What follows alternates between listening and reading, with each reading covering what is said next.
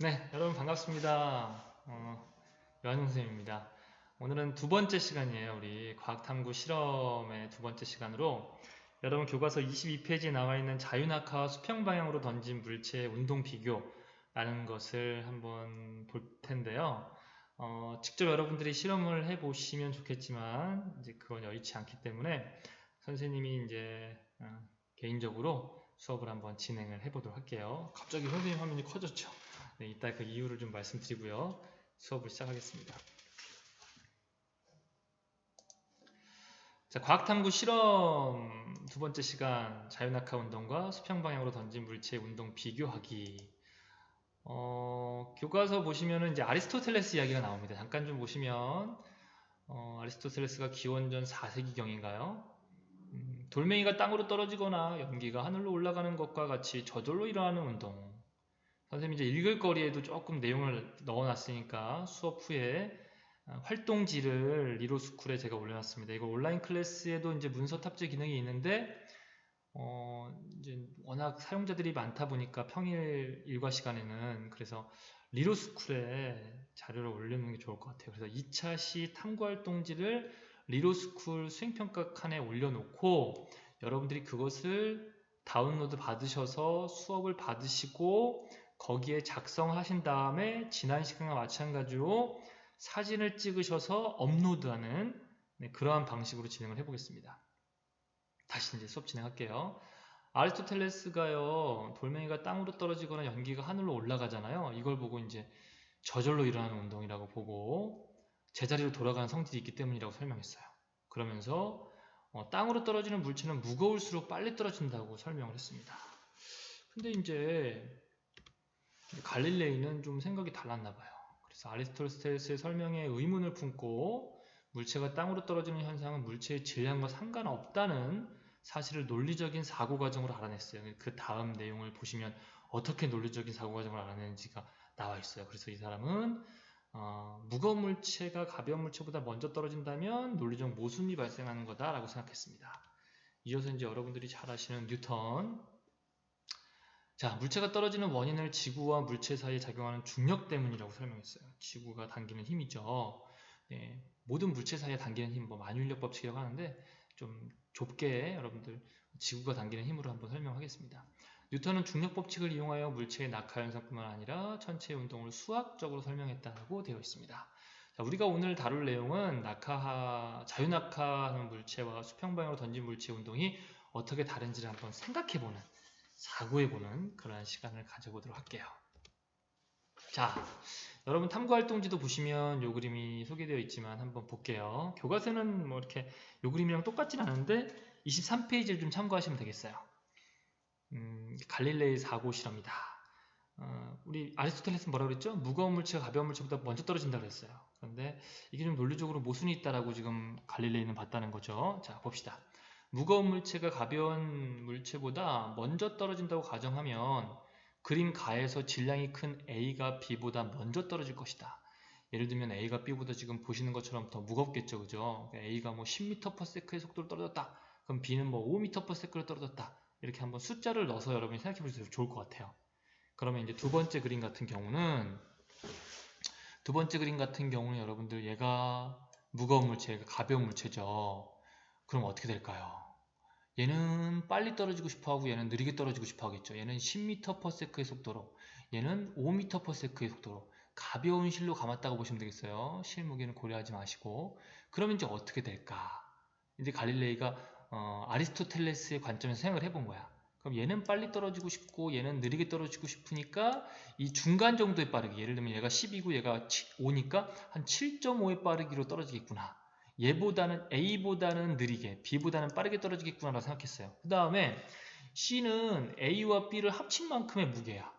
더 무겁죠. 그럼 얘는 제일 빨리, 뭐 15m/s로 제일 빨리 떨어지겠구나 이렇게 생각했던 거죠. 네, 여기 뭔가 모순이 발견되시나요? 자, 아리스토텔레스의 관점에서 봤을 때 모순이 여러분들 발견되세요? 갈릴레이는 발견했다라고 하는데, 자, 여기 보세요. 그림 나와 같이 A와 B를 실로 묶어서 떨어뜨리면 어떻게 될까? 지금 방금 제가 했던 생각이에요. 무거운 A는 빨리 떨어지려고 하고 가벼운 B는 A보다 천천히 떨어지려고 하니까 아리스토텔레스 관점에서 가에서의 A보다는 느리게, B보다는 빠르게. 아까 제가 숫자를 넣어봤죠. A가 10m/s의 속도로 B가 5m/s의 속도로 간다면 얘는 중간 정도인 7.5m/s의 속도로 가겠구나, 떨어지겠구나 라고 생각할 수 있다는 얘기예요. 됐죠? 그리고 아까 또 한 번 했었죠. 자, 그림 다와 같이 A와 B를 합한 질량과 같은 질량의 C를 떨어뜨리면 어떻게 될까요?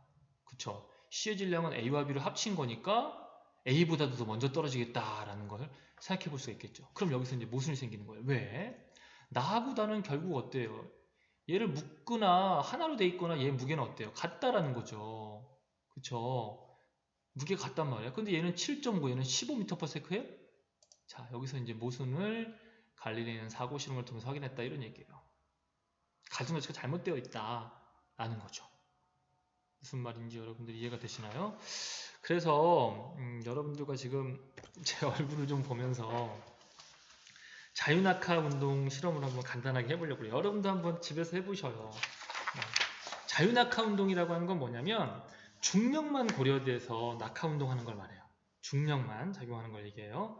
그러니까 일종의 진공 상태라고 보시면 되겠어요. 공기 중이 아니라. 물론 이제 공기 중에서도 진공 효과를 나타내게끔 우리가 실험할 수 있는 거겠죠. 그쵸? 공기저항을 적게 받을 수 있게 하면 되니까. 자, 여기 한번 보세요. 여기 지금 분필 지우개인가요? 지우개가 있고요.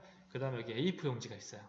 이거를 지금 같은 높이에서 떨어뜨려 볼게요. 자, 아리스토텔레스 관점이라고 한다면 여러분들 실험을 안 해봤지만 얘가 더 무거우니까 먼저 떨어지고 얘가 가벼우니까 나중에 떨어지겠다라는 걸 알 수 있겠죠? 자, 정말 그런지 한번 해볼게요. 하나, 둘, 셋. 자, 보이시죠? 여러분 충분히 다시 한번 해볼게요. 같은 높이에서. 선생님의 손에 시간차가 좀 있긴 하지만 어쨌든 동시에 하나, 둘, 셋. 자, 어때요? 우리 무거운 분필지기가 먼저 떨어지고 가벼운 A4 용지가 나중에 떨어지는구나.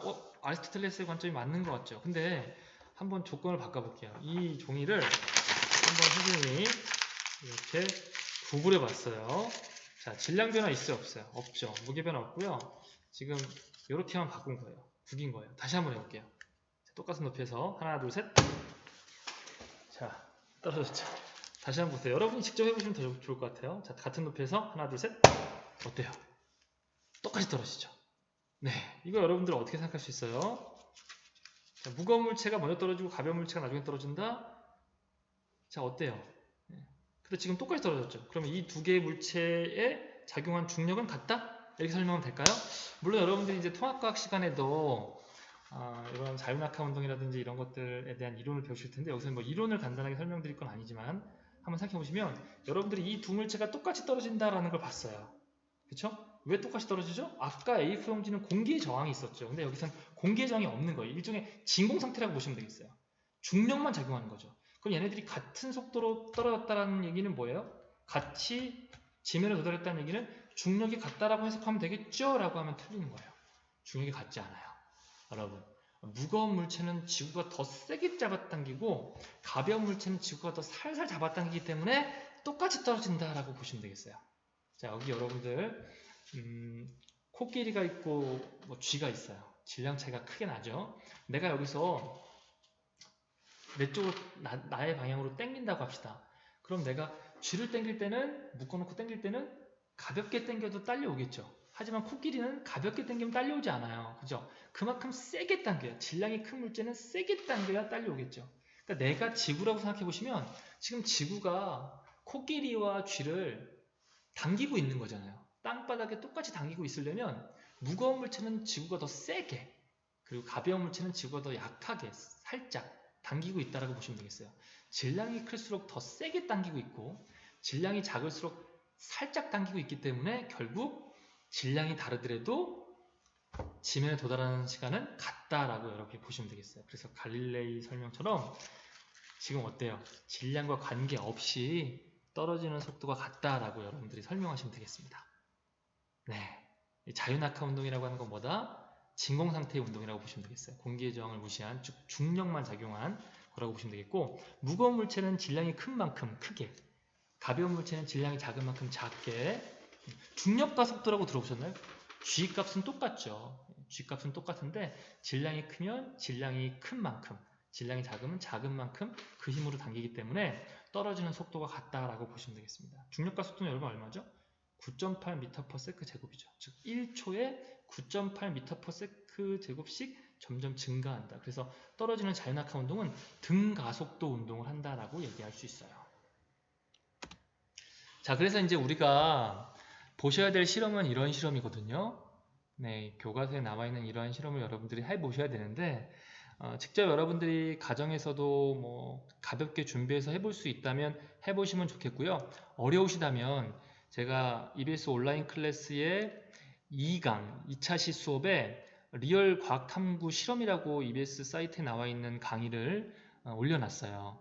그 영상이 한 5분 정도 되거든요. 그 영상을 보시면 굉장히 여러분들이 쉽게 이 실험을 이해하실 수가 있습니다. 네, 그렇게 이제 그 과정을 보시면서 여러분이 활동지에는 이러한 내용들을 적으실 수 있어요. 그래서 같은 A 높이에서 연직 방향으로 떨어뜨린 자유낙하 운동과 이렇게 수평 방향으로 던진 공이 있다고 했을 때 동시에 떨어진다는 거죠. 그 이유가 뭐냐? 바로 이 B라고 하는 공이 이 수평 방향으로는 힘이 작용하지 않기 때문에 등속 운동을 하고요. 힘이 없으면 등속 운동을 하죠. 그리고 연직 방향으로는 뭐만 작용하기 때문에 중력만 작용하기 때문에 선생님 이거 공기 중에서 실험한 거기 때문에 중력 이외의 힘이 작용하잖아요. 지금 이 구슬은 뭐 구슬로 할 수도 있고 또 뭐 작은 뭐 자석 같은 걸로 할 수도 있지만 얘네들은 높이가 그렇게 높은 것도 아니고 그쵸? 그렇기 때문에 거의 공기의 저항이 무시된다. 자유낙하 운동을 한다 이렇게 보시면 되겠습니다. 그래서 같은 높이에서 동시에 자유낙하하는 A와 수평 방향으로 던진 B는 동시에 바닥에 떨어진다는 거죠. 그리고 시간 간격에 따라서 이 간격이 어때요? 점점 멀어지죠? 일정하게 멀어져요. 이런 걸 뭐라고 합니까? 등가속도 운동이라고 합니다. 이게 똑같습니다. 이게 똑같이 떨어진다는 걸 알 수 있죠. 이렇게 같은 시간에 쟀을 때 똑같은 높이로 떨어지고 있다는 걸 알 수 있어요. 그리고 이 간격은 어때요? 이 수평 방향으로의 간격은 일정하죠. 등속 운동한다. 힘이 작용하지 않는다라는 것도 우리가 확인할 수 있어요. 됐죠? 그래서 여러분들이 이제 보셔야 될 내용은 이 내용을 여러분이 적어주시면 되겠어요.